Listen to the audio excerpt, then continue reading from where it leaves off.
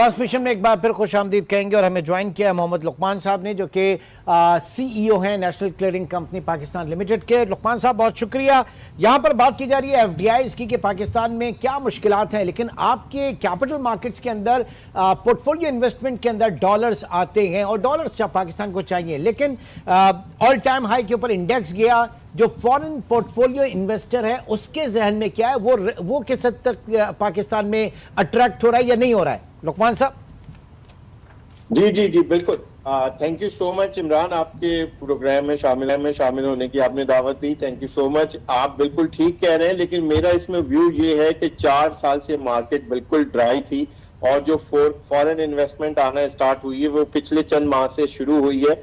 और जो इंडेक्स की आपने बात की, ऑल्दो इंडेक्स है तो गया तो 75-76,000 तक था, बट चूंकि इंडेक्स पाकिस्तान का कम इंडेक्स है और अगर आप उसकी पी पे देखें तो पी इस वक्त उस लेवल से ऑलमोस्ट हाफ से भी कम है जो 2007 के वक्त में 53,000 पे था। तो इन चीजों को भी आपने मद्देनजर रखना होगा। और ये बात बिल्कुल सही है कि फॉरेन इन्वेस्टमेंट आना स्टार्ट हुई थी और वो अगर तो हमारे बजट को हमने में कुछ ऐसी चीजें रखी या कोई ऐसी चीजें चेंज नहीं की तो मजीद भी इन्वेस्टमेंट आएगी। और हमें ये देखना चाहिए कि बजट में हमें लॉन्ग टर्म क्या बेनिफिट होता है, उन चीजों को कंसिडर करना चाहिए।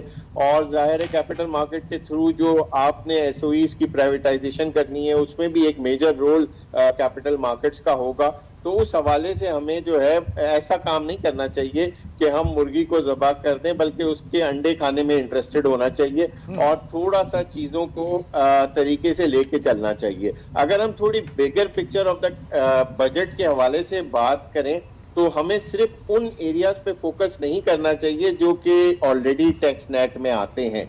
और हमने ये बहुत दफा देखा है, सुना भी है कि हमारा जो टैक्स टू जीडीपी रेशियो है वो 10% है, सबसे कम है रीजन में। मुख्तलिफ चीजें मुख्तलिफ लोगों ने इस पे कमेंट किया है, मगर आप इसको थोड़ा सा ब्रॉडर तरीके से देखें तो हमारे यहाँ टैक्स नेट से जीडीपी के 30-40% लोग तो 100% टैक्स जीडीपी टैक्स नेट से आउट है। तो अगर आप उस रेशियो को 60% पे देखते हैं तो फिर हमारा रेशियो 14% 15% आ जाता है। ठीक है, तो यानी बात यहाँ पे इंपॉर्टेंट जो है वो पाकिस्तान ने फाइनेंशियल इंक्लूजन किया है। बात यहाँ पे इंपॉर्टेंट जो अनडॉक्यूमेंटेड इकोनॉमी की है या वो सेक्टर जो टैक्स नेट के अंदर नहीं है, इनके ऊपर मैं जरा कोमल इसका निकालें जो लोग अंदर फंस गए हैं।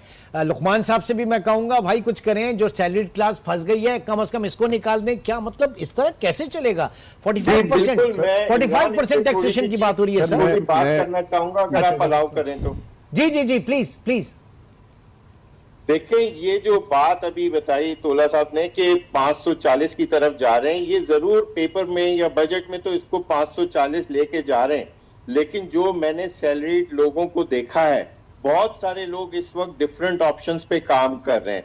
आपकी भी नॉलेज में है कि जो आईटी सेटअप्स हैं वो तो अब अपनी सैलरीज को ला ही नहीं रहे पाकिस्तान में। इस तरह से और लोग भी डिफरेंट ऑप्शंस पे काम कर रहे हैं। जो ज्यादातर अकाउंटेंट्स हैं, एक वक्त हमारे दोस्त फर्गुसन के पार्टनर्स बताते थे कि 100 में से जो 50 लोग क्वालिफाइड 100 करते थे तो 50 लोग पाकिस्तान से बाहर जाते थे। इस वक्त वो रेशो जो है वो 87 पे है, सिर्फ 13 लोग रुके हैं और वो भी वो लोग हैं जिनको फैमिली की वजह से यहाँ पे स्टे करना पड़ा है। तो मेरा ख्याल है जो सेक्टर अच्छे तरीके से टैक्स दे रहा है उसके लिए जरूरी है गवर्नमेंट भी उसको अकोमोडेट करे। जी ना, अब आप कंटिन्यू करें। जी जी तोला साहब, तोला पर वो रेवेन्यू किस तरीके, टैक्स रेवेन्यू किस तरीके से बढ़ाया जाए इसके ऊपर फोकस है। इसके ऊपर फोकस नहीं हो कि अपने एक्सपेंडिचर को कैसे कम किया जाए, उसके साइज को कैसे कम किया जाए। बहुत बहुत शुक्रिया। कोमल शकील इस्लामाबाद से मौजूद थी, कराची में हिमायतुल्लाह और लुकमान साहब CEO नेशनल क्लियरिंग कंपनी हमारे साथ मौजूद थे। न्यूज ब्रेक का इस वक्त